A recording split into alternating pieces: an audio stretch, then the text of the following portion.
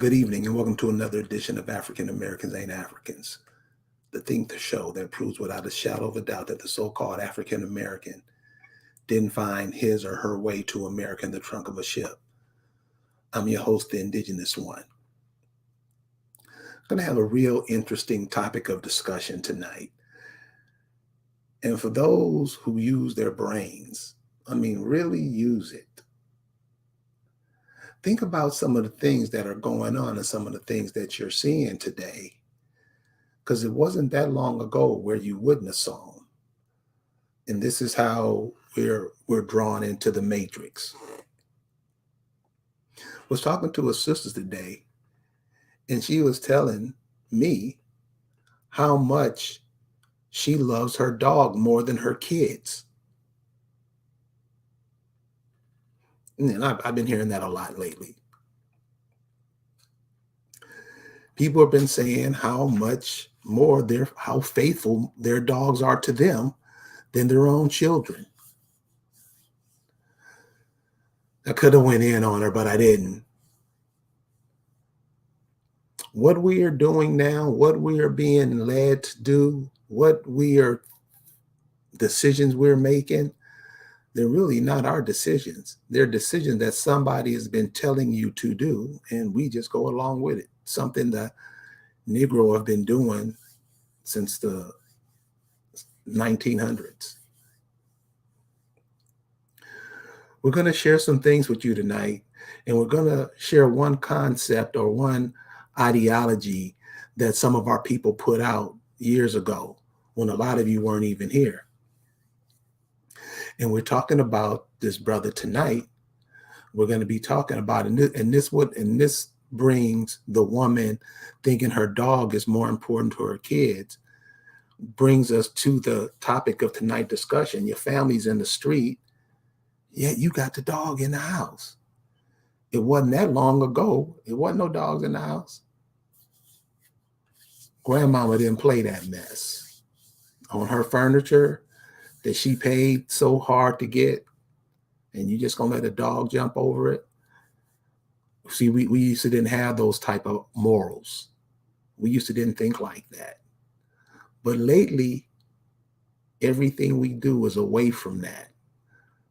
So we're going to bring that in tonight, and helping me bring that in, as always, is Lisa Cypress from the Accomac Nation. How you doing tonight, Lisa? Hello, Halito, Kayuk. How you guys doing? Thanks for having me. Glad to be here. Dog is in the house, family in the streets. And that's the way folks like it. That's the way folks like it. Where did it go off the rails? Really go off the rails? Because I'm hearing some talk about it's the generation, the civil rights generation. I don't know, but I think it's just a constant pressure on all of us, and that's why they have so many of us looking in different directions, like we don't see the same things when the same things are happening to us. Does that make Well, sense? True Beauty says sometimes a dog is more well behaved than the family. So, So how did he get like that? well, I think there's always been that though. It's always been that sometimes a dog was more well behaved than family. Sometimes a dog was a resource to help you hunt. Sometimes a dog was a resource of food and protection. They actually did a job and family didn't. But guess what? We still took care of family. We took care of the dog, but we took care of the dog like a dog. There's been a thing where we've humanized these pets, and we've made our human family into animals. Like That's, it's like we've lost a respect for the fact that they are our blood. They are our family, despite how annoying they may be, ill-mannered, poorly behaved. There's a certain honor that we have to show to to each other as humans, and now we're like, forget that. I keep the dog inside. The dog is good. And even these dogs are not even like, half the time they're not even service dogs. And in the past, like I said, dogs actually had jobs in the house. Like I said, they helped hunt, they retrieve things, animals, food. They retrieve food. They protected you. They were security. They were your security system, early warning, detection, all this stuff. They had all kinds of jobs dogs performed. And yet we still took care of Uncle Jed and Uncle, Jojo and Aunt Bessie. And they might not have been good for nothing, but stirring up stuff, Yeah, but keeping shouldn't we be confusion going. asking, shouldn't we be asking, how did all this homelessness come about? How did we become so disconnected, from that? Well, once we all used to live in the same two-bedroom house, now everybody is all over the place. And this is something that I suggest every family do, and it'll give you of how much we're used for resources to make other people's lives better. Just imagine everybody in your family, brothers and sisters, I mother. don't think it, and somebody said all my families. I don't think anyone knows all their families. You don't know all. I challenge you, American Mixed Beauty, that you know all your family, because we don't. We don't. I don't know all my family, and just in reaching out and repatriating the Acamax, have I come to know other people who are family. Family is a very broad. Is a lot of people you don't know. And many of us, if we really did know our families, we would know that some of our family are living below the poverty line, don't have running water in their house, don't have, certain conveniences that we take for granted. No, we don't know all our families. I mean, even with all the effort put into, reaching out to people that are distant, just barely cousins, I still don't know. I don't know all my family. So what I was it? can't. What was it I that can't. I made would us? never say all my family's anything, because I don't know everyone, and What was family's it? a big What thing. was it that made us kind of get away from that, disconnect ourselves from our family? What was that? I don't even think. I think that all this desegregation and integration was a problem. Um, some of it was not our fault. Some of it was by design of the black and white supremacists, this whole civil rights thing, and also the fact of a lot of terrorism and mass exodus up north and all over the place. That I don't call it a migration, I call it mass exodus. um a lot of that caused us to separate.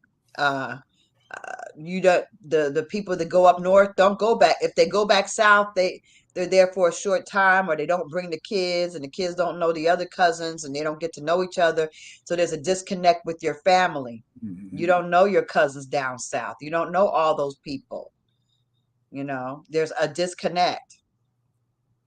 And also what they've been taught about the South in these other places. Right. Especially, like, okay, back in the day when there wasn't internet and cell phones and mass communication like it is now. I mean, everybody up north thought they was popping, they was cool, they had it going on. If you went to New York, you were in Cali, you were in Chicago, Detroit, you had it popping. You were in Philly, you were in, New Jersey, you thought you had it going on. When you went down, you was like, let me show you the dance. Let me play my records. You were trying to, educate them on what was going on, whether they wanted to know or not. And so it was different But at the same time, like we weren't spending a lot of time down there unless our parents left us there for the summer over and over and over again. We didn't really have a lot of time with our kin. We really didn't experience a real understanding of them, and they don't know you. So, with that being the case, there is a mass disconnect, and we don't know how other people are living. And they end in these really small towns. They don't have the social resources. They don't have like good HUD and benefits, or if they do know, there's nobody out there really making it. Like saying, you can have this.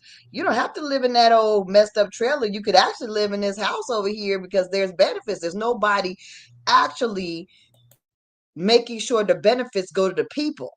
That's a real deal. Like that's a real problem in a lot of these small rural areas.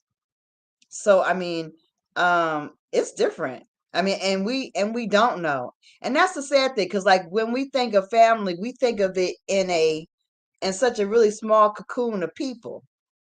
But family is so much bigger than what we actually call family. And that's why when I say when you repatriate your people, that's a powerful thing, because man, you got a lot of people, man. You just don't know.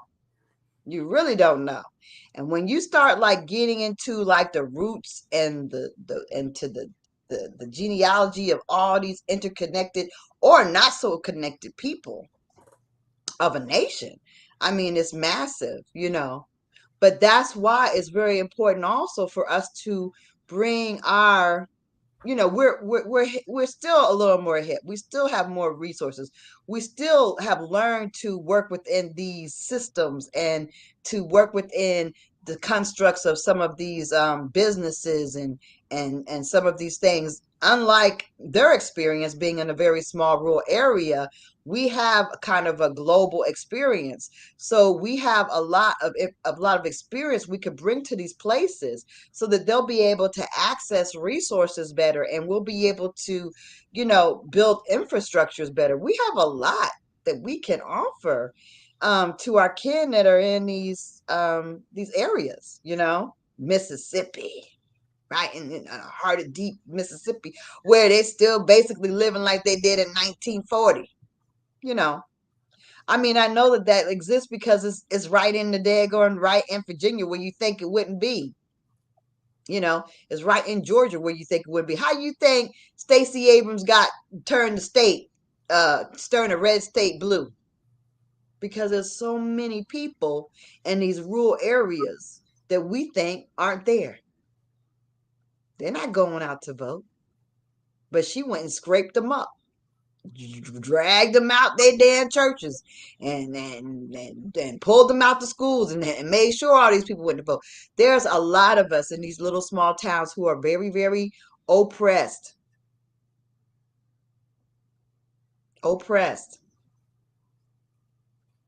And so when we realize this, I mean, and then even still, I mean, yeah, sometimes family, sometimes a dog's more well, but you fall in love with what you want to fall in love with, right? So the woman fell in love with her dog, right? Is that what happened? She's in love with her dog. She don't care about her family. She's in love with her dog. I mean, Mm-hmm. I hear a lot of, I see it. Mm-hmm. And my thing is just how are we going away from that when you were just saying the dog was the hunter. The dog let the family know what was out there or what was coming. He was an alarm system. Now Mm-hmm. we had this intimate relationship with the dog. Now we're gonna come up with all kind of ways on why that's happening. But I'm saying is, how come we don't have these relationships with our family? What is the reason behind that? Why isn't that happening, especially in today's world? And also, aren't we doing a disservice to the animal? Because his natural abilities now he knows how to watch TV, and he knows about takeout, and when somebody's coming from Uber Eats and stuff. He knows about things that a dog should not be aware of, right? But a dog should have a full life of being out there in the leaves and the trees and knowing what grass he can eat to make his stomach feel better when he feels a little nauseated or is a little constipated. What plant he should chew on, or and what tastes good to eat out there if he wants to hunt for something, or how to run in the water and all, how to swim. I mean, we're doing a disservice to these animals in nature as well. They have lost their natural instincts and they're doing things more human, and it's not natural. It may be cute. It may be nice for TikToks, seeing dogs doing human stuff, but that's that weird science stuff. That's not us. We don't do that.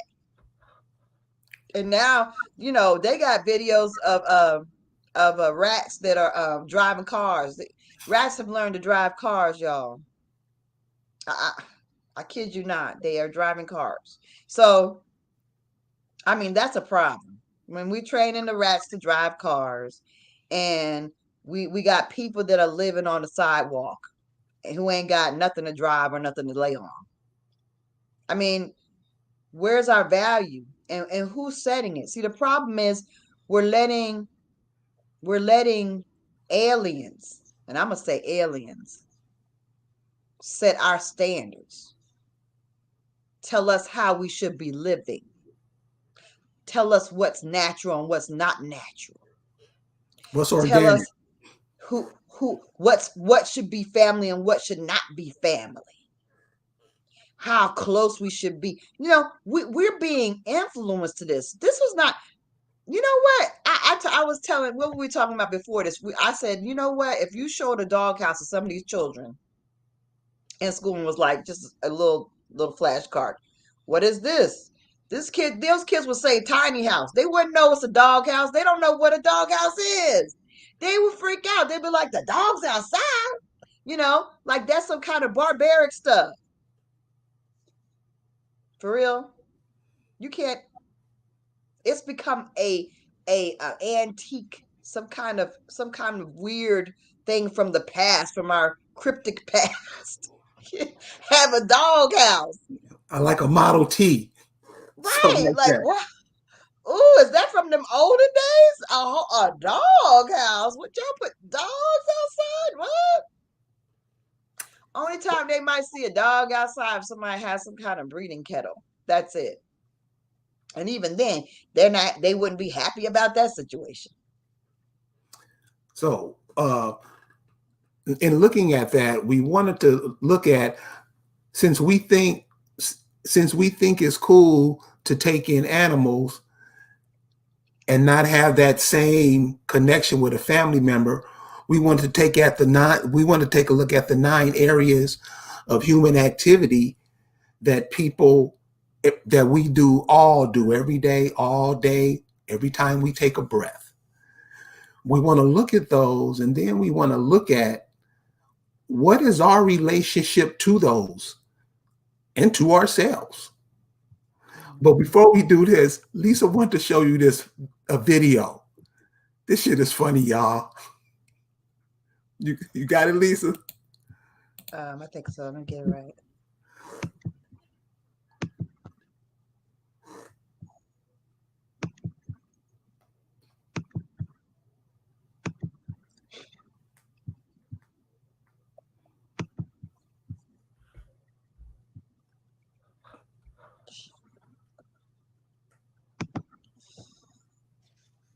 Homeboy comes by in his car and they say, "Hey man, get in.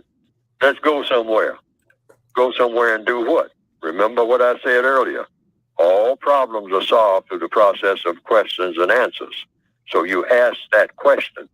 Go somewhere and do what? Well, we're just chilling, man. Okay, it's 6 of you all in a car. 4 of you got guns. You want me to get in the car to go somewhere and chill. Well, this, fellas, your buddies of mine, does not look like it may have a constructive result. This looks like some type of recipe for everybody, me meaning basically us, all of us, feeling sorry for what's going to happen if I go somewhere in this car with you. So, I tell you what, we're still buddies, but call me tomorrow after all this is over, if you all are still around. I'll see you. Now, they will argue.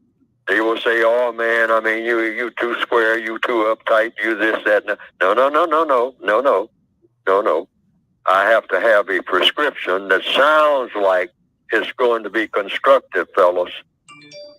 It has to sound, at least sound like it's going to be constructive. It doesn't sound like it's going to, be anything constructive. It sounds like something I might be sorry about. And I won't have nobody to talk to about being sorry, And if I do talk to you all about it being sorry, I mean, you all will be in a sorry situation, I think.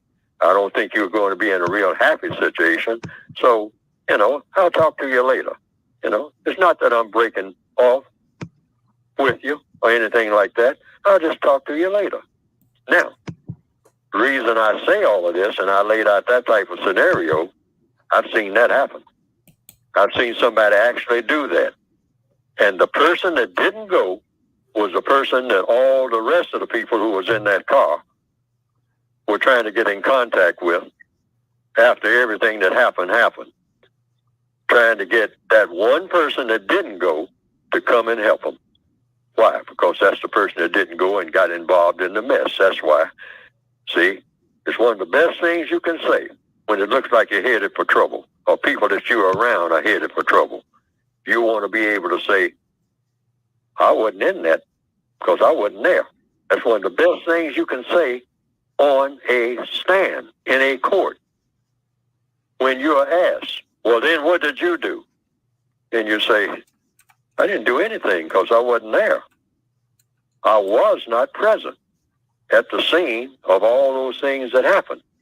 I was not present.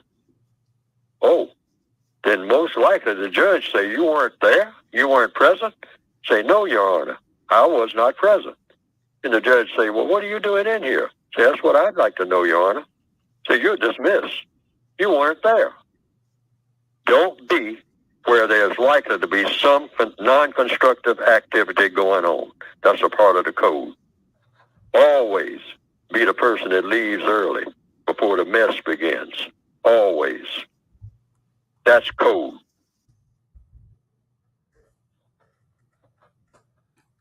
So if you guys can find that those cartoons. Racism. And I remember attending a Black Power Committee meeting. And as a matter of fact, I was doing a fellowship.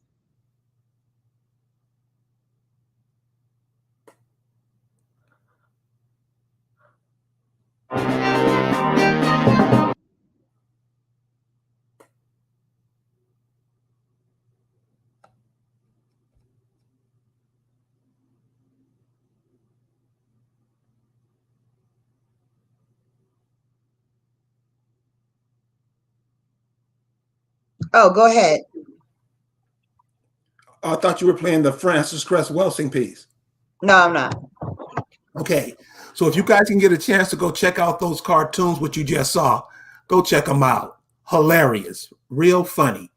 But the brother in there who was talking was a cat who's been teaching in the community for a long time, long time, named Neely Fuller.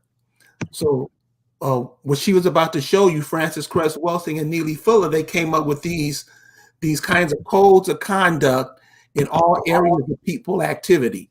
I'm sorry, we're coming up with the codes of conduct tonight, and how what we do would work best for us instead of what they do now, which is work better for everybody. Everybody. So Neely Fuller came up with 9 areas of people activity. They are economics, education, entertainment, labor, law, politics, religion, sex, and war. Francis Cress Welsing came up with another one called health. We're going to go through those, every single one of them, and see how what we do now as a nation of people And when I say nation of people, at this point, most of us don't even know. We think we're in other people's ideologies. That's where we are. But the indigenous people of America, the people that America produced, your grandmother's grandfathers, you come through those people who picked up all that. This is for you. You may be 5, 6 years old at this time, not even getting what we saying. But these 10 areas of people activity is how we should be thinking when it comes to us as a group, and not looking at ourselves as one, like we're broken up now into all these different ideologies, all of these things of who we think we are. So, Lisa, you ready? Yep, I'm good. All right. So the first case is economics. When it comes to economics, what's the African American doing? What's the Black people doing? What's the Negro people doing? What's the colored people doing? You know, are there reserves in check? Do they have reserves? Do they produce it? Do they, economics? What do we do? Are we building houses? Are we building cars? Because we see that the social setting that we're in really don't have us in mind. And you can tell by what's going on in Tennessee, where these car companies trying to move in on those people up there. We act like we can just turn our heads to that. So on the side of economics, what do we do as a group of people that benefit us? Right. And it's getting worse because now that there are so many different other melanated people here, and everybody is African American, even the vice president when she wanted to get elected, everybody is a convenient African American. When it's convenient, they're African American, except the ones who actually relegated to that spot.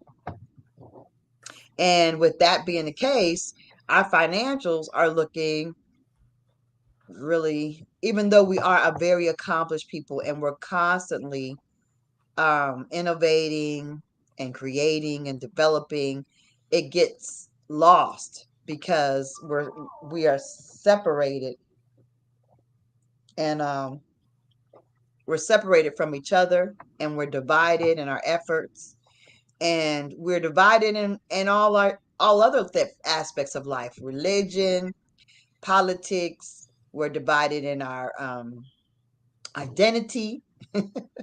We're even identity divided, and within the indigenous or Indian sect, we're even subdivided in so many ways. It's so crazy, but that's how we're conquered. That's how economically it's hard for us to win, and it's not impossible, but we need to wake up and we need to come together.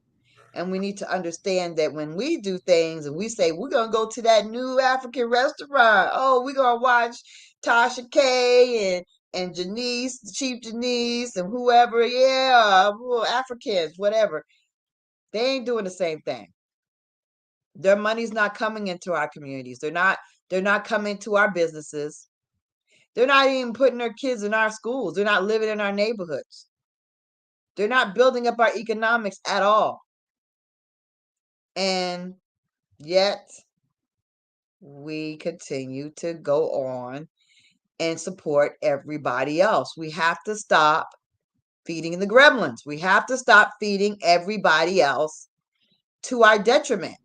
They look cute, furry, and very, very friendly when they come here, but they turn into gremlins when after midnight if you feed them. Yeah, that's a problem. So we have to stop it. We have to stop everybody that comes in this country and they're cute and furry and they seem so nice. Oh, they talk all sweet and they meek and oh, they got cute little accents. No, because they drop the accent, they start sounding like you, and they take everything you're doing. You can't go on any site. You can even go on a website today and try to order something, and the chat person is not you.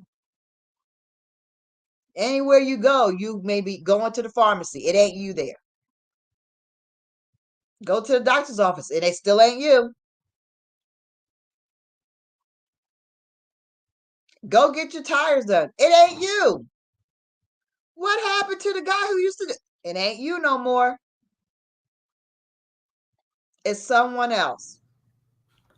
So we're being economically replaced even in our own economic system, because we do have our own urban, and a lot of you may be of a higher social status where you don't have to deal with ghetto economics or urban economics. But urban economics, you know of it because we have our own way of getting things done. We may not go to the special hair salon where you're paying whatever to get your hair done and all that kind of stuff.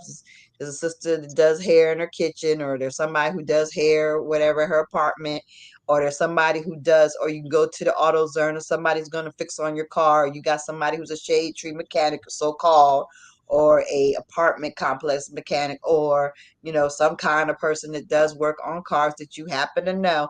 We have our own economies, but even within our own economies, they are in there. The guy who used to sell those retread tires ain't you no more. The guy who used to work on cars on the cheap in that little raggedy station ain't there. It ain't you. So even our urban economics, and yet they still don't live in your neighborhood. They're there getting your money, but they still don't live there. Nope. Nope. Yeah. So this is what's happening. See, when we do things, I don't think we love and appreciate ourselves like we do. Because let me tell you something, when we do things, and it ain't everybody, we got slapdash people, but really, when we do things, we become the experts of whatever. Because there's a tire dude, brother man, he knows everything about your tires. He can look at your tires, tell how you driving, how you braking, what you doing, what's going on. Are you not rotating them? He can tell you every detail about your tires, what you need to start doing. We become experts, like mad scientists of whatever we do. This brother taught the Africans how to do this, how to do what he does, how to get these retreads, how to change tires, he taught them. They open up a shop round the corner. Their shop is open up all the damn time. Our brother, nah, he is like not there. He has a sign that says, "Call me." Call me. When you're trying to get tires, call me. It's like, so what do? You go drive around to the Africans. Africans, they're quick to take your money. But guess what? They strip your nuts. I don't know if you know anything about tires, but if you and with no regard, and you tighten it all the way, they're gonna strip you. You're ruining your not just your tires, but the whole nut system. It's all messed up because of how they put it on. And he told them not to do that, but they're just about trying to get that money. See, they don't have an ethics, and they don't respect that there's a standard and a way to do things. You see, so you got your tires, but you're ruined when you got to try to get those off, and you got to go to the next tire change. They ruined you. They cost you way more than the few dollars you'd spent to get them to do the work. See, that's the kind of shit, that's the kind of stuff that happens.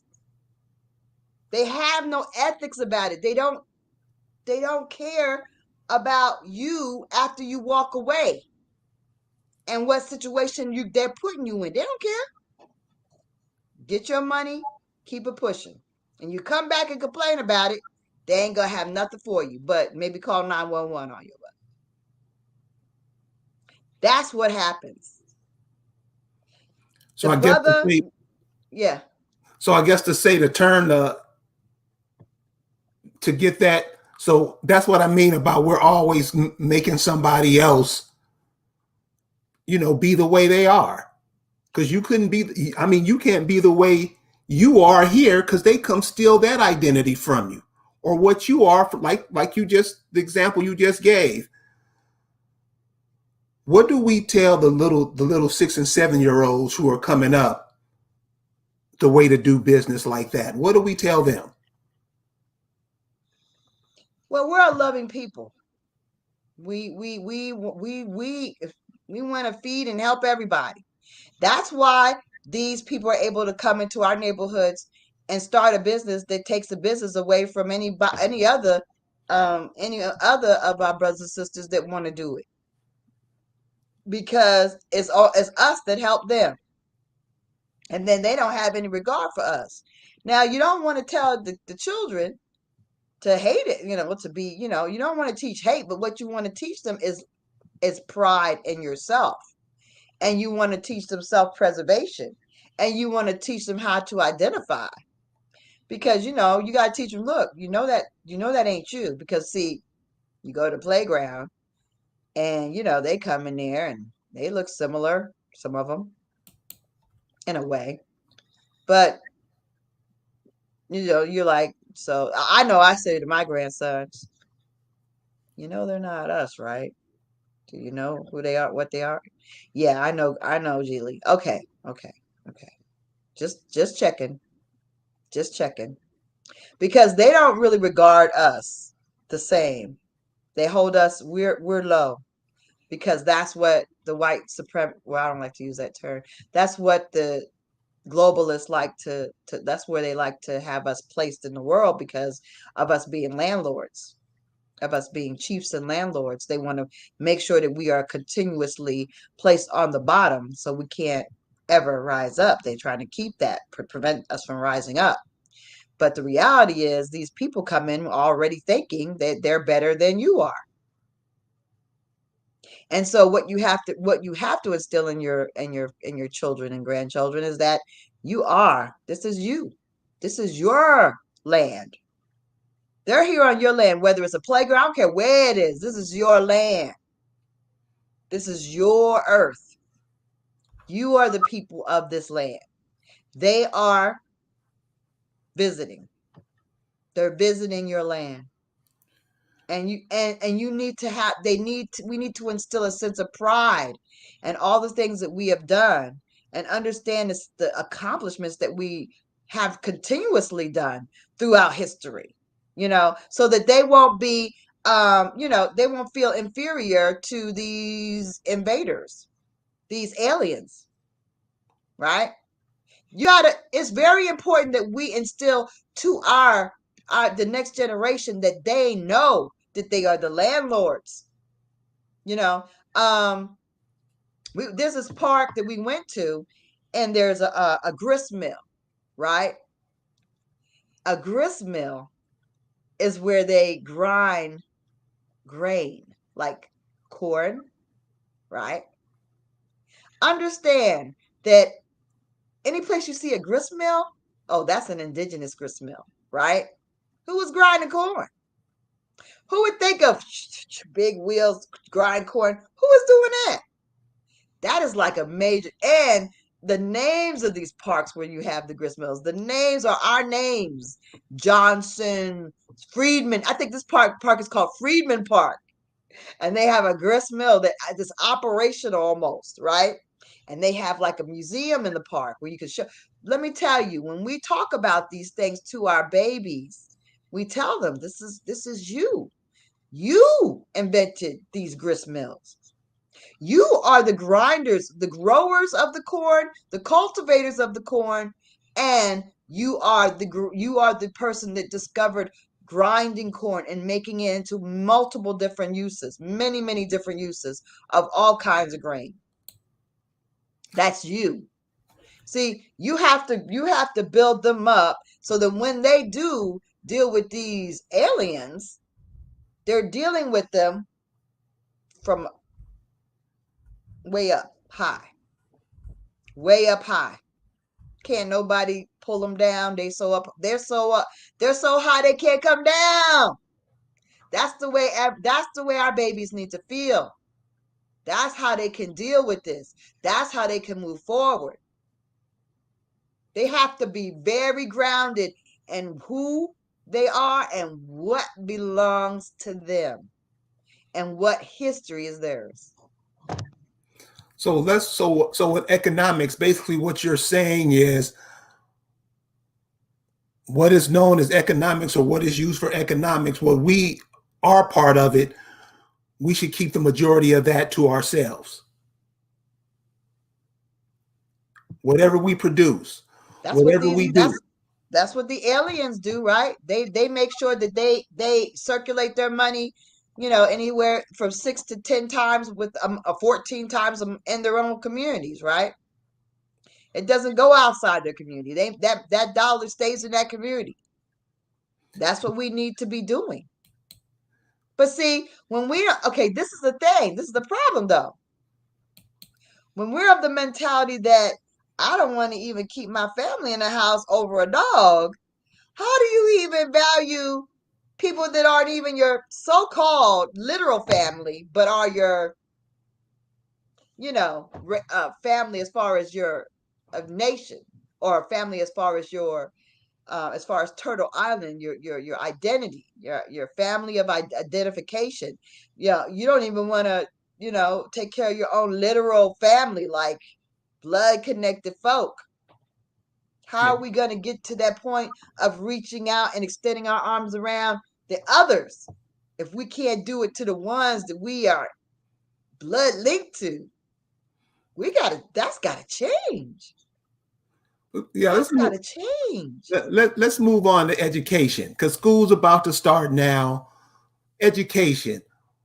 I mean, what we've been getting for education in the past 100 years has got ourselves, I'm talking about everybody. Right. Doing what other people tell you to do. Conduct and do it your lives what other people tell you to do. What's happening with education? Well, what is education? Now we understand that, first of all, they've been dumbing down people since, I would say, since the 90s. And I would say before that. Way before that. But really severely since the 90s, they've been severely dumbing people down to the point that it's dangerous. And they don't care. And so then we have our kids in school. What are they getting out of this? What are they really learning? History class, they sit up there talking about, well, the discoverers and the founders, and they were explorers. No, you weren't an explorer. How you exploring when you got a guide? That's not exploring, not a damn thing. You're scared, and you had to have a woman and her husband guide you, a daggone colored woman and her husband, because you were scared and you didn't want to explore a doggone thing. Lewis and Clark. That's the thing. The terminology, the words they use is just to exalt themselves. It's exalting. And it's revolting is what it really is. Revolting. But they use the terminology to make them seem like they're exalted. So education, they're taking everybody's getting ready to take their kids to school. On the economic side of that, we're going to buy all of this stuff that other people create from the natural resources that grow on top of your mom and daddy. Mm-hmm. Education. How should we looking at education, in what way would be advantageous to us? You say? Well, I really wish that I really wish that everybody would just start homeschooling, at the very least more, because they're not learning. And the time that that you spend, dressing them up paying for the clothes, the uniforms, all of that, all these daggone utensils, hand sanitizers, tissues, all this stuff, and face masks, whatever, so that they can go to school, coats, hats, all these pairs of shoes, and then they go, you rushing them out, the time to traveling, then they get in there, it takes them an hour or two to settle down. They may learn a few things walking around from class or wherever they're going from place to place or whatever, getting their stuff together. More time is spent moving from one side of the room to the other, changing seats or going from one place to the other. And what time are they really learning? You know what they're learning to do? Obey. Hey, Obey. hey, check this out. N. Jones, check this out. You see, when you say they took home economics out of school, you see, when you say they don't teach writing, do you think that's the problem? We're relying on they too much because they can do whatever the hell they want to do. And they normally do. And we just left looking like assholes because we not doing it. They not going to do nothing. Ever. Never, ever, ever, ever, ever. So think about that when you say they don't teach. If they don't give you what you want, don't give them what they want, which is your mind. Mm-hmm. Somebody taking, huh? And we've just gotten so complacent with that. So they're not supposed to, they just holding you there so you won't learn. Right. Because you can learn a whole bunch of stuff if you did it and didn't rely on they. So as far as education goes, Lisa, like you say, homeschooling. So let's move on to the next one. And also know, like, community, like, okay, let's say you can't be that one. You're not the one, you got to be at work or whatever. You can't do the homeschooling. But there are some people that work at night. There are other people that don't work at all. And so that's when we have to, like, collectively, bargain. Let's see if we can work together. That's how we need to pull together as people and be like, okay, this one's retired. This one's not working. That one's unemployed. Maybe we could give our money to someone who's unemployed or underemployed so that they could actually help teach our children, and get a living wage. I mean, there's other ways that we can make these things work without us carting people in together in a classroom like we used to or whatever, like they tell us we're supposed to do, like they say we're supposed to do it. There's other ways we can do this.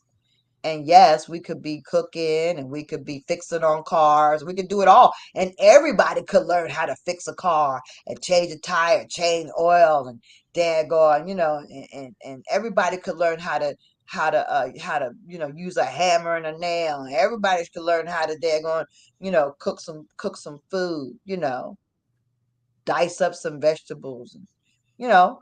Everybody could learn. But no, now nobody gets to go outside and be in the sun, and people aren't really. Come on now. Why do you think these kids are so crazy? They're sitting in these classrooms. They don't get to jump, play, sing like they used to. They took music out of half the programs in these schools, and they don't want you to learn cursive writing because then you'll look at those old deeds and you'll know really what they say and how fraudulent they are, or really that's you or that belongs to you. You couldn't even read that. Oh, wait a minute, that's 1,600 acres. That's not 1,500. Doggone, we got an extra 100 acres on this deed. Don't be able to read that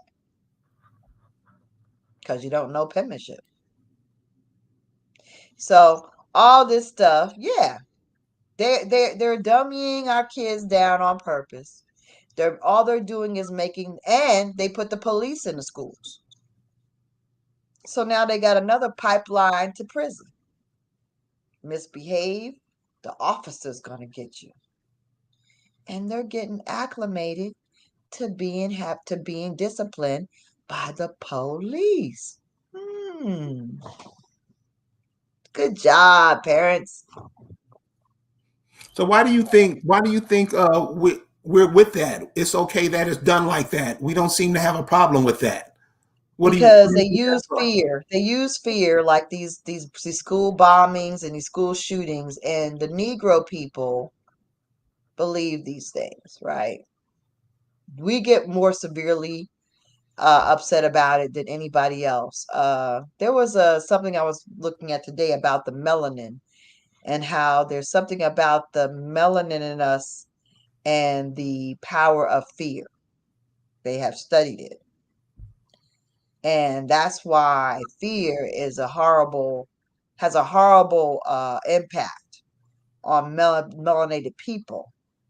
And I think it was Bobby Hemmett said someone wrote a book about it. Anyway, so someone named last name King, I think. But anyway, Richard King. Richard King. Yeah, Richard King. That's right. You're so smart. Anyway, yeah.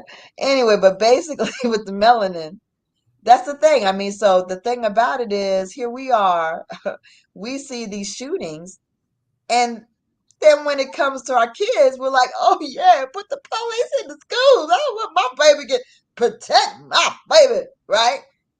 So we consent. Not only do we consent, we ask for it. We ask for it, and then next thing you know, they're not there for that. They're not there to protect and serve. And how come you think they are? I don't know where this little this Inspector Clouseau or who is it? Where's this officer that's walking around that's out there just doing good? Oh, sorry, your window was open. Oh my God, your puppy's in the street. I don't know. Where are these officers in our communities? Because they're just not there, just doing good. The do-gooders, the do-good officers, is that what we know police to be in our neighborhoods? Just out there doing good all the time. That's their job. Protect and serve. Serving us and protecting us and doing good. Do-gooders. Oh my gosh. I cannot wait for my little grandson, what's his name? Oh God, what's the I won't say his name, but anyway, he has this whole Dudley Do Right thing. He's a big boy and he loves helping. Like he loves helping his mom pull the groceries in. He's only like 3, 2, 3, 2. Anyway, I don't know. One of the numbers. He's 3. And he loves pulling in the groceries. And he loves helping. Like he'll just like he wants to know, are you okay? Like it's really like that. He will be the greatest peace officer for the Acamax. I cannot wait. He will be the greatest chief of peace because he's all about helping and like making sure everybody's good and like, Dudley Do Right. He's that. That's what we need. Peace officers that help do things right and serve. But that's not what we have in the world. Okay, that's not what they're there for. They're there to enslave you. So why would you invite enslavers into your schools? Because we watch the media and we think they shot up them white babies for sure. They shoot up mine. And then you got somebody like Spike Lee who brings back a movie of, remember when they bombed that church? The 4 little girls, they're like, woo! Right? Woo! You got the whole thing of like news media, white babies being murdered. Then you got Spike Lee doing the 4 little girls, and you're like, wow, we need, and then you consent. Bring on the police. And not even thinking, those police ain't there to protect you. The police was out. The police set the fire and bombed them girls. The police killed them 4 little girls. But you thinking, so now we got police in schools, right? So our kids have already starting a ticker tape of record while they're in school. That's education today. Education is educating your kid that if he can't sit still with the bad food that he's eating or the lack of food that he don't get, hungry, bored, not stimulated, not running around, not getting any fresh air, wearing a mask, can't breathe. And then he's gonna misbehave. Oh, we got the police for you. That's what we're doing. don't we make these problems for ourselves? Because this has been going on for too long now. You know, the miseducation of the school. I mean the crap that you're taught in these schools that you don't even you try to escape and try to go have your child educated somewhere. I mean, hasn't this been going along to enough, or is it that we're not using the schools for schools? We just using them at a place to keep the children while we run off and do whatever we're doing. Because obviously, if you sending your children to these people to be educated, you're not too well educated. I'm talking about now, in today's world. It's like somebody in the chat said, they got a lot of these teachers filling these kids up, teaching them all kind of pedophile shit in these schools. Really? I mean, we with that? I mean, we seeing what's being pumped in these schools. And we still, I mean, so, you know, a lot of times I know we say, oh, they're doing it. No, it's what we're doing. Well, the solution is like, okay, like this is the reality. Okay, it's easy for someone whose kids are grown to talk about what people that have small children need to be doing. The reality is this: if you go to work, don't you? Right? You go to work 5 days a week.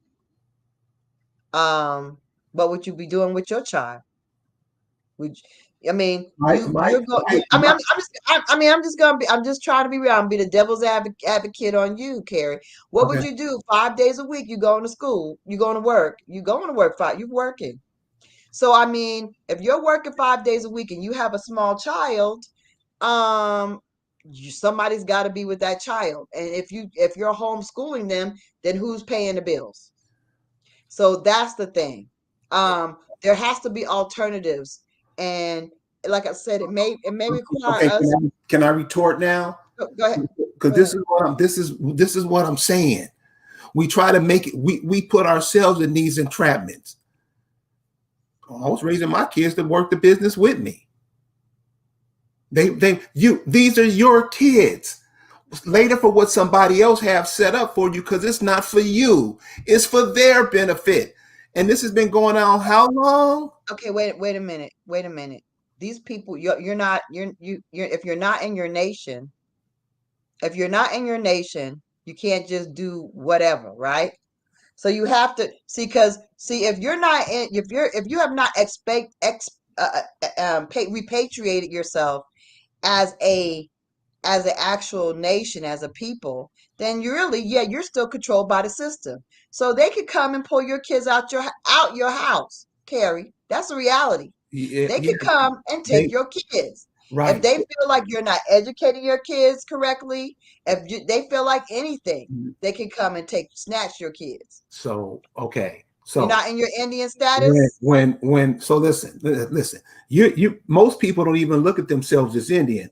We're trying to get them there. I'm just saying, with what's going on in the school systems now, I mean, at least for the past 30 years, with what's being done, with all this pedophilic shit going on, with all this stuff going on, and we always have excuses of what they can do. And I'm not just talking about one or two or three Carrie, I don't think all the schools are that bad, and I don't think all the pedophilia is all over everywhere. And I don't think it's been 30 years of bad schools. I know when my kids went to school, I really and I was very involved in the schools. I was there a lot of the time. I did not feel like the schools were bad. I didn't. You know what I'm saying? But I mean, and some schools are better, some schools are worse. But what you want, I mean, we can sit there and criticize, but what you have to have is you have to have a solution. So I mean, the solution for people, one solution is to supplement change. Like, be the change that you want to see. And supplement change would be like becoming an active after school force after school. Possibly you could supplement education. You could come in during the school day and provide historical information to your kids. I have some you know like 1700 costumes, because I don't really believe that we necessarily were walking around with, you know, I have, I might have, I do believe in, and fringe and that kind of stuff, but I also believe that we have always controlled fashion. So European fashion, the world fashion, we've always been the trend centers of the world. So I believe whatever they wore, they need to, that's what we wore. Well, you need to start a school, my dear. You're a teacher. You quit. You need to start a school like ASAP for sure, because that's what needs to happen. I mean, we have Turkish people that are coming in this country off the plane and starting these charter schools like it's nobody's business, and they're not teaching a doggone thing to these kids. They're just getting checks, getting grants, getting money, and not teaching a thing. So anybody who's a teacher, if you're not teaching, you need to be starting a charter school like stat, like for real, for real, for real. I mean, Okay, there are things we can do. okay, let's move. That is a doable thing. If you're a teacher, you need to teach. You need to start school. All right, let's move on to another area of people activity. What about entertainment? Is that even viable? Entertainment. Yes. I mean, we're addicted to entertainment. We love entertainment as indigenous people. Like it's an integral part of our lives, right? Um, it's all trash though, right? Now we know how much it's trash. Like these people are all like they're all pledge allegiance to this globalist society. They're all like in these sick pedophilic, kind of ritualistic pansexual type of situations, pushing agendas, feminizing all the men and deleting the women.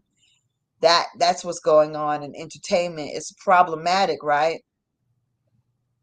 So that's why we have to recreate entertainment. But that doesn't mean that entertainment is bad. That means that the entertainment that they produce and they want us to watch is toxic. Just like the food they want us to eat, just like the daggone everything they put out there for us, they're gonna make sure it's toxic, right? Toxic education, toxic food, toxic freaking entertainment. So that means we have to take control of that. There are young indigenous people that are making music. We need to support them. We need to support the people that are having channels that actually are, fortifying us and giving us information we can use and we can grow on, and not these toxic aliens who are pretending to be us, who are leading us to do dumb things that don't make any sense, trying to gonna send us into dead end services, or dead ends that aren't even solutions. But yeah, entertainment, that's right. Let's start building stuff. We can.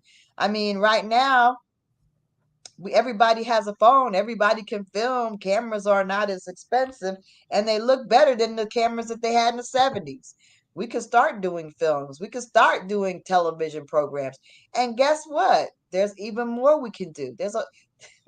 Let me tell you, if we really thought about it, television actually is really free. It always was free, right? Remember that? I know a lot of young people don't know that. Television was free. It went through antennas. Those same airways are still available, y'all. Radio Why too. don't we have those airways utilized? Why aren't we broadcasting on those airways? Hello? Just an idea. Just a solution. I think they think it's better if you pay for it. Right. All right, so let's go on to some of the most major parts in the 10 areas of people activity. labor. As far as our labor goes, what should our labor be? Which way should our labor be used? How should our labor be utilized that's beneficial to us? Labor.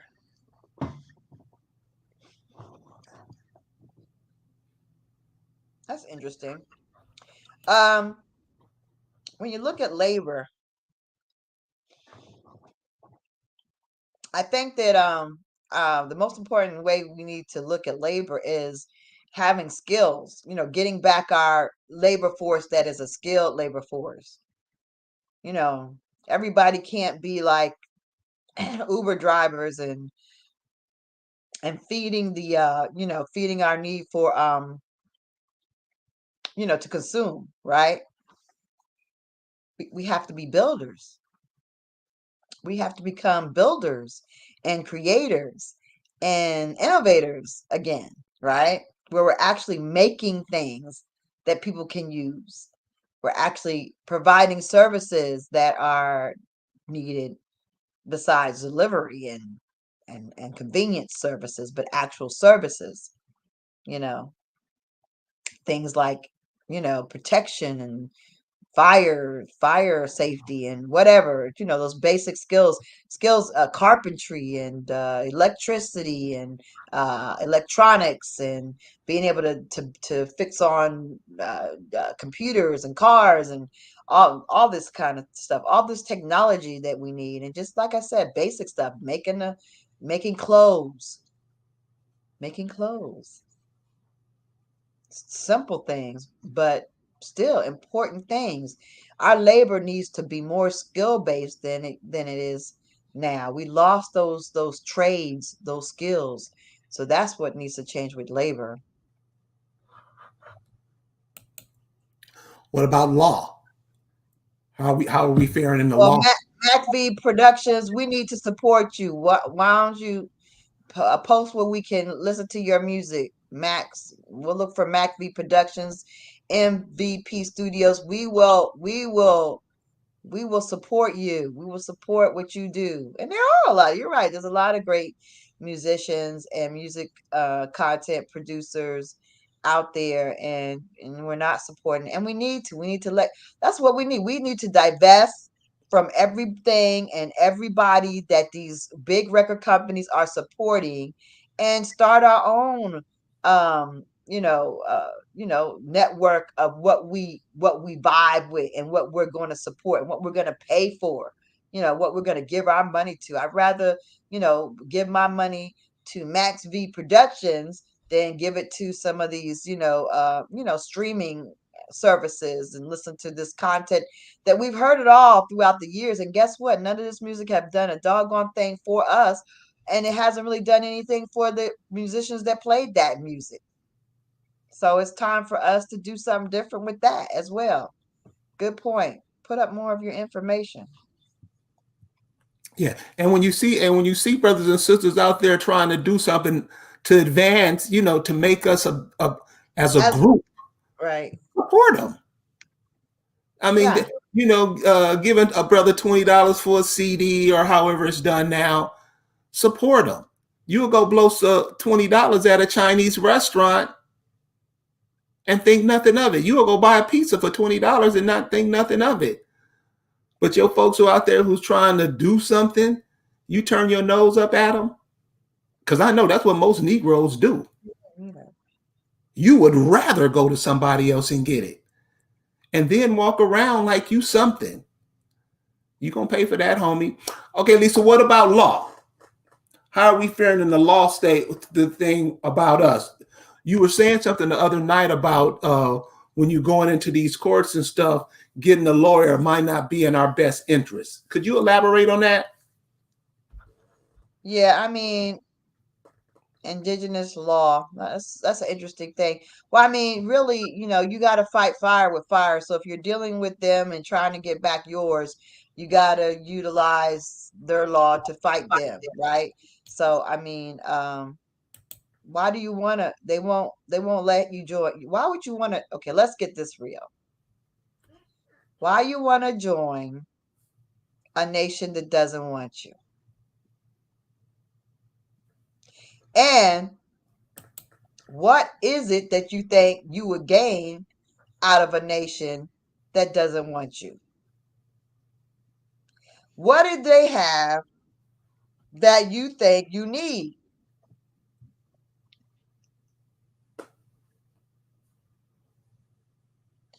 They don't, that's not the way to go. Okay?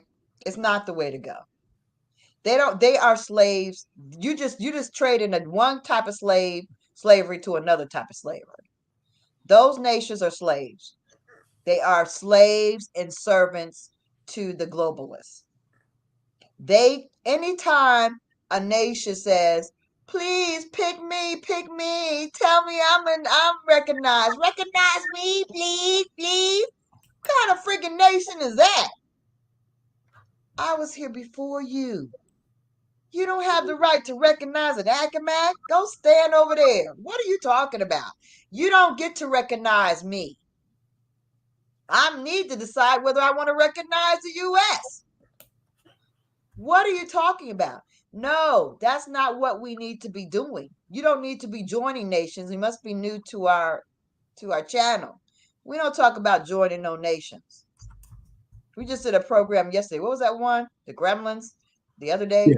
Uh-huh. Yeah, I talked about all these different ways that people organize themselves. I didn't say urban Indians. That's a whole nother one. I forgot to mention that. But all these different ways some of us are, we could organize, join, enroll in a nation. Enrolling in a nation, what's that going to do for you? Unless like for me, like, there's only one way in which it might be beneficial. Like if you actually had lineage that connected you to the Seminoles. Like I actually have lineage that connects me to the Seminole Chiefs. So the Seminoles in Florida, the Big Cypress, they got a lot of money. They got Hard Rock hotels, so they get like 20,000 a month or more, 30,000 or something like that. Yeah, that's a benefit if you can get into that. But the reality is, other than that, a lot of these tribes are broke. And they're also very autonomous because they're so wealthy. The Big Cypress tribe is Big Cypress Nation is very, very autonomous, very, very sovereign. However, most of these nations are not. They're broken begging. They're broken begging, literally. So joining them, you're not going to have benefits. They're going to be on your butt more so than the regular citizens. You're not going to be half of these people. If they do have land, they can't even do anything with the land that they have. It's like a protected land they're given. All kinds of play stuff, all kinds of nonsense these people are having to deal with. It's not an enviable position. What you should be doing is finding out what nation you really are and understand that if you want to join a whitewashed nation, there's more than that whitewashed nation that your people come from. If you actually know your genealogy and you're like, my people are from here, this county here, there are a lot of sub-tribes and tribes within that county area. It's not just Pamunkey. That's not it. Research Virginia, research whatever state you're in, research that county and find your people. Repatriate your people. Resurrect your nation and resurrect it to its pre-colonial status, and then you can be taxed Indian non-taxed, and then you can do the things that you were supposed to be doing all these hundreds of years. But crying because we can't be crying because you want to join their whitewashed nations. You need to stop because they're not real nations. They're frauds. They're phonies. Why would you want to be in that? Right. A lot of them are in slums. So, okay, so politics, the political thing, what shapes people's mind and what gets people to take a certain, back up certain ideas or certain like government or whatever. How should we be when it comes to politics? Oh, well, good. Well, also Hawkeye has a channel coming up with the market about the trade market. Well, that's cool. I mean, that's what we need to. I mean, please, please, if you've got a business, please put it up. If you've got a website, put it up. We definitely encourage you to market yourself here. That is not a problem. That is great. We want to know what you've got because we want to use what you've got. We want to be your customers and we want everyone that sees these broadcasts to be your customers. As far as what we talking about politics, we know politics are just evil. That's one thing we should know. But someone came out with it. Should I even mention this? I'm not going to mention this. But anyway, politics are evil. But making political moves is really smart if they're done correctly, if they're done in the right way. And we should be making political moves, but you cannot make political moves until you've got your stuff together, right? And a lot of us, we don't have it together yet. People are making up social groups instead of actually repatriating their people. They're enrolling in these tribes. And let me tell you, who was that person that talked about enrolling in a tribe? When you enroll in a tribe, you can't do nothing politically because you're under what they do. So you can't really be an activist and actually change anything when you're with a tribe that's counting on the government to say, yes, mother, may I. So that's a problem. You can't help with nothing. All of these enrolled people are paralyzed. They're no good to any indigenous people because they're enrolled in a slave system. They can't help us. Essentially, they're not us. And they've chosen to do so. See, that's what I don't get. What I do, they can't do. That's what I don't get. I don't get that. Why are we always jumping in something that handcuffs us even more than when we got in it? Because people don't understand. Because they don't understand. And they don't look at, okay, what is it?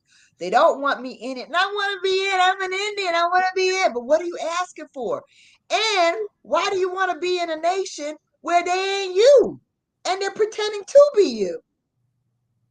Why do you want to enroll? And really, how are they living that you think you need to be a member or you need to be enrolled in it? And what's the true history? Because obviously you don't understand the true history. And then I wonder, when people do understand the true history, why do they still enroll in these daggone organizations? When you know good doggone well that half of the dancers they're not your dancers. They're not your dancers. Big Mama learned to do the funky chicken. Everybody, she wasn't doing the same shuffle butt dances she was doing in the 30s. We were in it. She was doing the bump when the bump came out. We don't do the same dances. That ain't us. Nah, we ain't gonna do the same dance for hundreds and hundreds of years. That ain't us. And we definitely ain't gonna wear the same doggone clothes. That ain't us. So these traditions that people want to sit up there and copy like they belong to the indigenous people of America, they are slap dog crazy. They slap dog crazy. Ain't no way. Ain't no way Big Mama gonna say wear the same dress. She ain't wear the same shoes. She gonna dance the same damn way. No, what's the latest? Because you know what? And our culture is like, come on, kids, show us what the new dance is. That's our culture.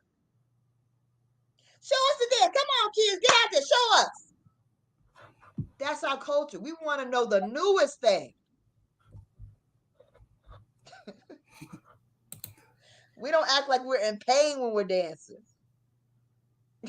So we don't have one drum beat either. Okay. Right. You're gonna have to get creative on the drums. You're gonna have to come with something. Okay. What? No, honey. So what do you think about the spiritual or the religious aspect of it? Are we coming off of where we came from, or are we still stuck into that? Well, CVIT did kind of kill the church. CVIT took the CVIT. What? It really killed the church on a big level. You know how I can tell you that it killed the church? See, because a lot of my people in my family as well were exodus to New Jersey and New York. My family started in New York. I moved from Virginia to New York and landed right by the Watchtower Society. So my grandmother on the daddy side of the family funneled everybody into that whole thing. Well, really, she didn't. She wasn't very successful because my mom said it's a cult and she refused to become baptized in that thing. But she did, I mean, she wasn't like in verbal opposition, but she just said, I ain't doing it. But anyway, but besides the fact, the thing I wanted to say is that even the Watchtower Society, they're changing because they got cut off by the CVIT. They're doing things different. I got a phone call from a relative that don't never call nobody, no time, no way, no how. Because you know why? Because the Watchtower Society, the Jehovah's Witnesses thing is that if you're not in the truth, you're evil, and I'm not going to associate with my family. They cut off people from families. That's something they do. Just like the Seventh-day Adventists. They all came from the Mormons, right? All right. So the Jehovah's Witness, the Seventh-day Adventists, the Church of Latter-day Saints, they all come from the Mormon beginnings, right? Those leaders. And the Jehovah's Witnesses are like, yes, if you're not like us, you are part of the world and we will not talk to you. But we'll go to the door of strangers and try to recruit them. Well, this CVIT has cut all that shit off. Sorry. But that's what it's done. It's killed it because now they are kind of scared to go door to door and people don't want them coming to their door. So now what do? Call family. Oh, major change. Why is my cousin calling me? Because they must have told them that, hey, your family, you can preach to them. Bring them in. Have them go to our virtual meetings. Have them log in. It's killing them. That whole CVIC is killing religion. They don't know what to do. Got people talking to families they ain't never talked to families before. They changing their entire way they preaching to these people because they're trying to scramble to try to figure out how they're gonna make it keep things afloat.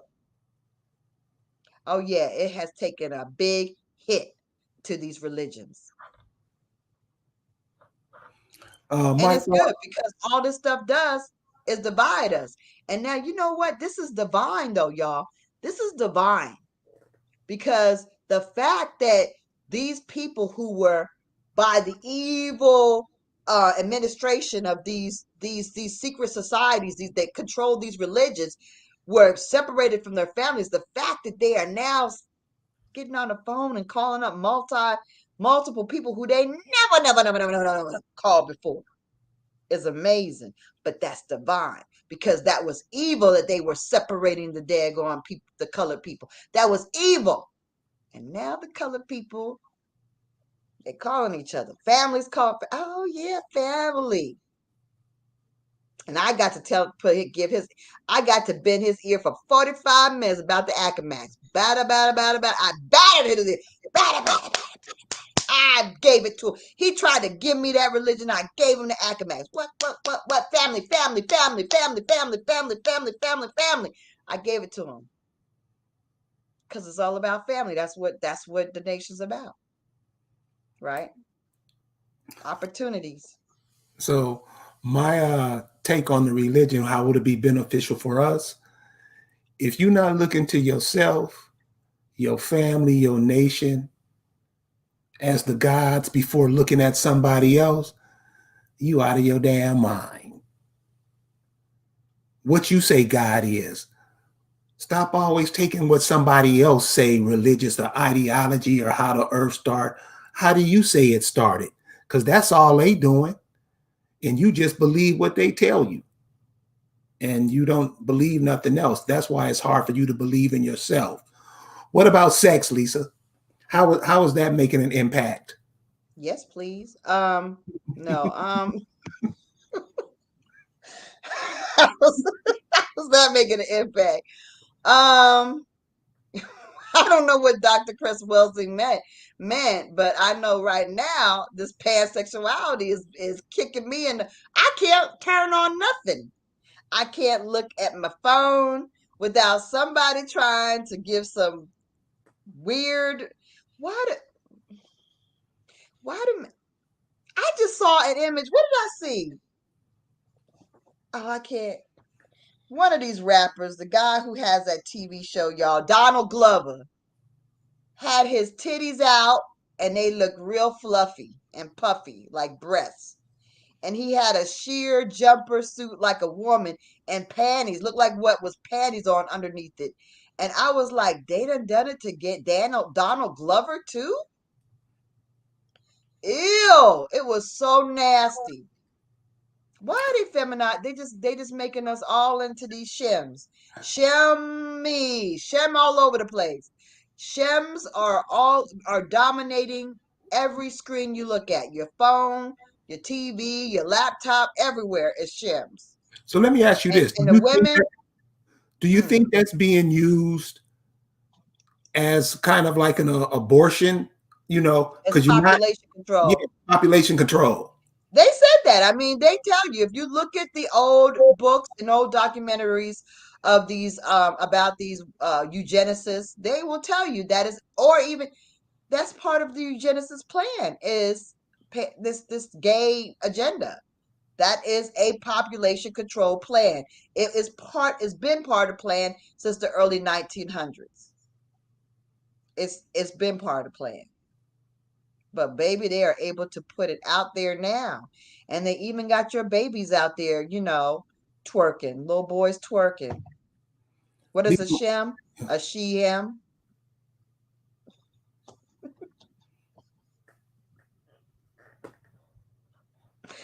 What is a shem? A she him? So as we're moving right along, so we know what sex is being used for basically nowadays. Would you say sex is being weaponized? I think so. And I also think it's being weaponized in a part of that us as indigenous women our sexuality is being like polluted and we're also just being we've been objectified to the point that we objectify ourselves now. We don't value our own sense of like propriety, sense of dignity, sense of like this is some good special stuff. Everybody can't have this stuff. Nah, they're just really, why are we using terms like WAP? Ugh, stop. People don't need to be what? Oh, Is what bad? It must be. I won't even say it. Y'all can put it in the chat. Please don't.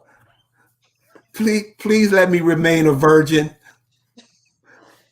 Yeah, we won't discuss it. But Yeah. anyway, the I mean, fact that we are putting ourselves out there in ways that are more and more and more explicit.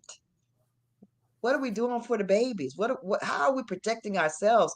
You see, we've always been classy.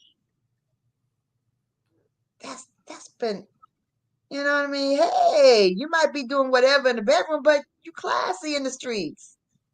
Now they just nasty all out. Ugh. I don't want to hear about all that. I don't want to know. Well, I didn't say that particularly, but I'm saying that you should have standards and you should it shouldn't be a free for all and all this. It shouldn't be like, yeah, you can have it, you can get it, give it. It shouldn't be that. That's crazy. We can't do this. Okay.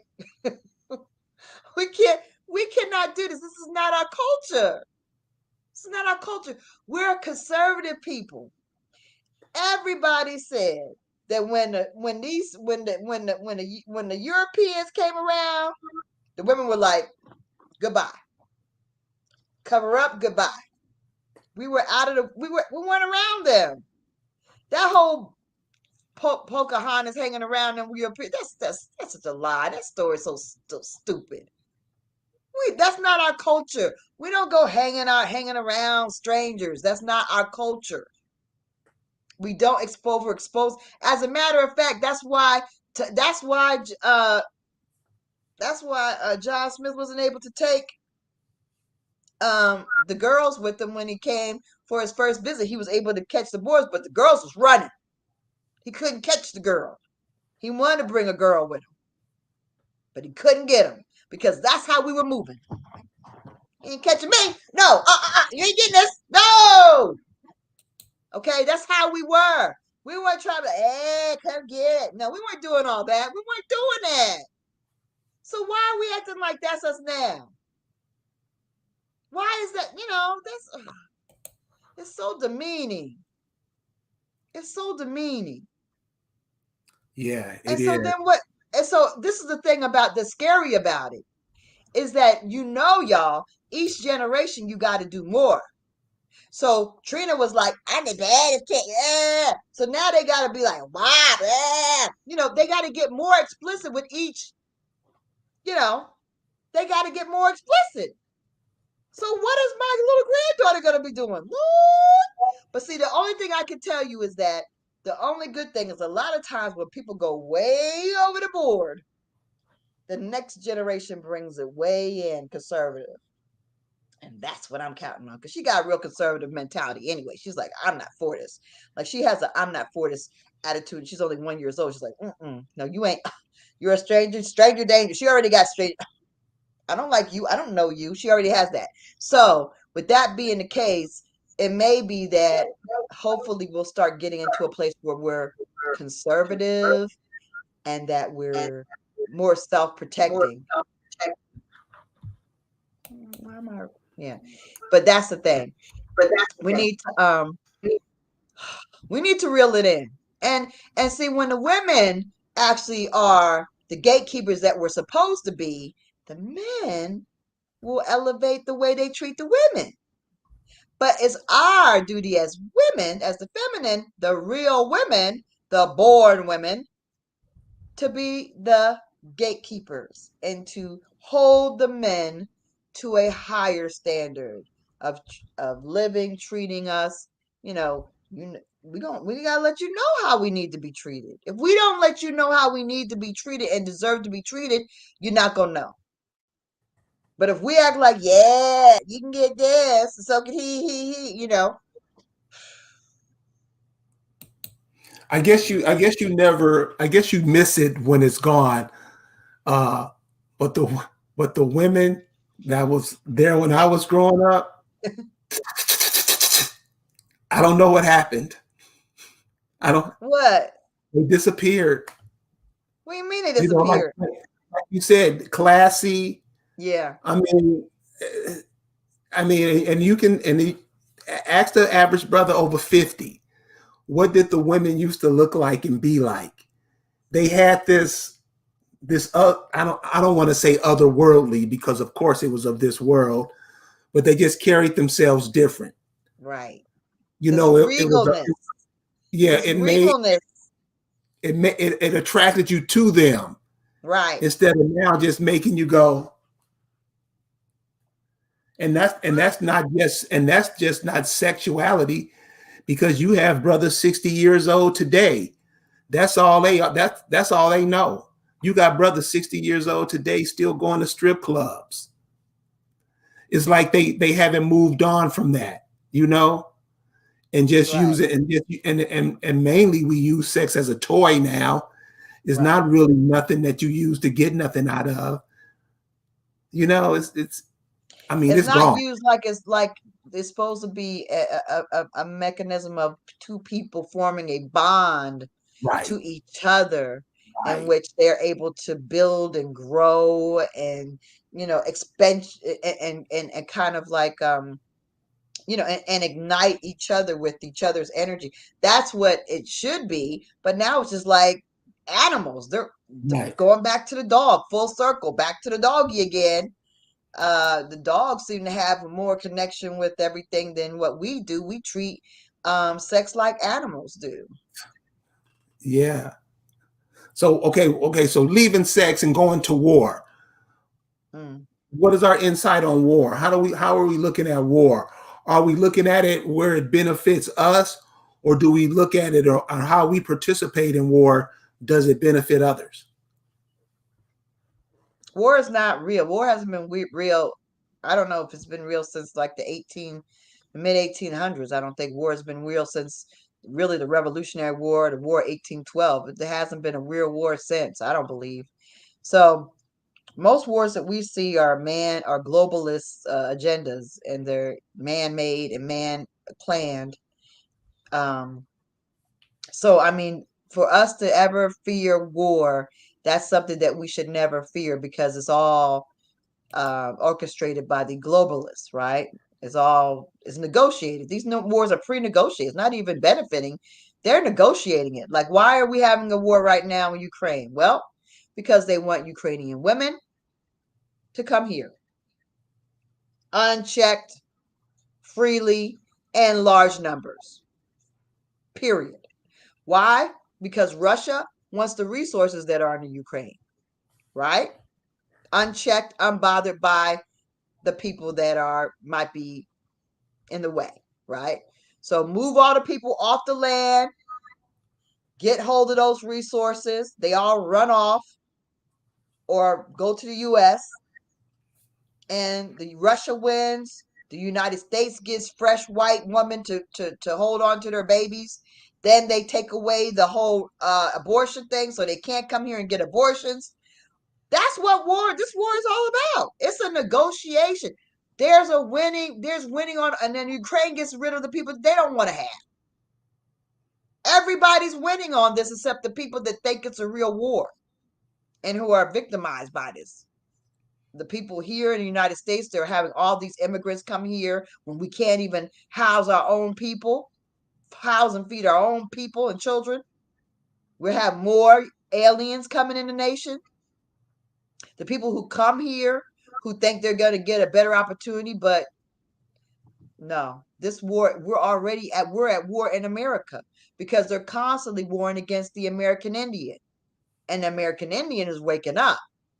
So things for the immigrants don't look very certain for them because the more American Indians that wake up, the more things are going to change in this country. So yeah, war, we have a war to be concerned with. That's the war to keep you African American. That's the war to keep you from actually repatriating your people and actually becoming the nations that you're supposed to be so you can get all your rights, liberties, land, and wealth back. That's the war that we need, because there's no other war. Because with that, you can do whatever you want. You can build schools, you can build, car dealerships, you can start whatever. When you have your resources, your rights, and everything back, your identity is intact and everything, you're able to stand on your square and get what you're supposed to get. That's the war. That's the only war we need to be concerned with. The war for our identity, the war to repatriate ourselves and to get back what's ours. That's it. All the other stuff is just smoke and mirrors, just to distract us and make us fear things we don't have any business fearing. And one of the things about war you have to recognize, and this is from all the places that you've seen rise up and fall down. Egypt's one of them. You talk about the Nile Valley and all these places that were once built up, but they've been knocked down. One of the things war, what makes war possible is the people are not building anything because there's wars going on. There's a disease going on in there. So when you think about war, so when I think about war, that's what I think about. Nothing's getting done. Nothing's being created. And so as far as war with us on that, I think if we start creating and start using our innate abilities to do what we have to do, what all of these 9 areas of human activities are, I think it'll work out better for us. And the last one we have, I want to talk about, Lisa, is health. You're the nurse. Tell us about how important our health is. Well, with everything being toxic, or they're trying to make everything toxic, the water, the food, the air, the planet, the clothes, just everything pretty much. They're trying to make it toxic for us. It's very important that we have our health, and then it's also very important that we realize the things that nature provides that's going to protect us that we're being cut off from. I like to talk about my neighbor because a lot of people, a lot of us like to cut down trees. We like to cut down trees because we don't want leaves and we don't want, I don't know what we don't want. We're afraid they're going to fall on us. It's that fear again.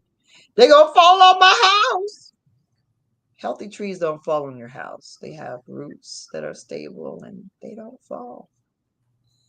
Only dead trees fall. And then you can just knock them over and they won't fall on your house. But the thing about trees is that with this, what we haven't been talking about is this 5G radiation that for some reason I don't think people are talking about very much anymore, but it's pretty much full-fledged out there. And this radiation is causing people to become depressed. It's causing people to have neurological issues. It's causing a lot of anger. It's out there. One of the best shields to radiation are pine trees. They're a natural like shield. They naturally shield you from radiation. And not only that, but pine bark, pine needles are, extremely protective for all kinds of like bacteria and for viruses such as that CVID thing that we were going through. And Tasha, she actually talked about the pine needles during the, she did a thing about that, but the pine needles, but also even more important than the pine needles are the pollen that comes off those trees. When the little, before the little cones come out, there's like a little like yellow pollen tip that comes out when the pine trees are, pollinating. And that yellow cone on the opposite side of the pine things have this pollen that is amazingly powerful and restorative. So this stuff that we think is a problem, these trees that we cut down are actually trying to, nature, if you let it go, it's going to do everything for you, right? Sometimes I look through my window, I'm like, yeah, it's like they're just coming like that. They're just like, to help me. Like they're just like coming out there to help me. And the funny story about my pine tree story is that years ago, I thought that they were weeds. I was pulling them suckers up. I was like, what are these things growing out the ground? Blah, blah, blah. And then I moved away for a minute. I, traveled and came back and saw my neighbors. They were growing up and they were little trees. I was like, what? So now I let them grow. And so now they're huge, right? But I mean, these things are, this is nature. They just came out the air. I was buying ground cover. I didn't need to buy ground cover. Nature blew the trees over there and put them all over the place. That's nature. So as far as our health, we have to kind of get back to some of the things that we do naturally. Today, my sister, some of us are older. We have older family. So she called me about all this medication. She had 18 medications. She never took 18 medications. 18? So she's reading them off to me one by one, and I'm telling her, like, look, she had 5 different things that affected her blood pressure. 5. She don't even have high blood pressure like that. They had her on triplicates and duplicates because every doctor was ordering different things for her that did the same thing. 2 different anti-cholesterol pills. When none of that's good for you. Don't never take nothing for your cholesterol that they give you. Don't take it. Use milk thistle. That's it. None of that, none of them statins. Don't take not ever a statin. That's why they have to check your liver function. But our health is very important, right? Drinking enough water, good water, right, is immeasurable. Lemon juice, apple cider in small amounts. Don't give yourself an ulcer.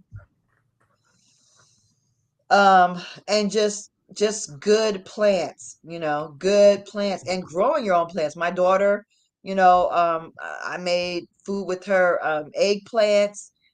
She had peppers, all the different things that she grew. Even have pumpkins. She has a pumpkin now.